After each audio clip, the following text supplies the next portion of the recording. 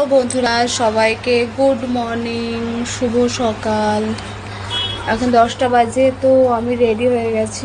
Ready হয়ে একটু কাজকর্ম কমপ্লিট করে পুজো টুজো দিয়ে নিয়ে এখন রেডি হয়ে একটু বসেছি। বেরিয়ে যাবো এখনই, 10টা বাজে। চা চা তো আমি এখন খাওয়া ছেড়ে দিয়েছি আস্তে আস্তে। তোমরা একটা জিনিস দেখায় তোমাদের, দাঁড়াও। এটা কি তোমরা আমাকে কমেন্ট করে বলো তো।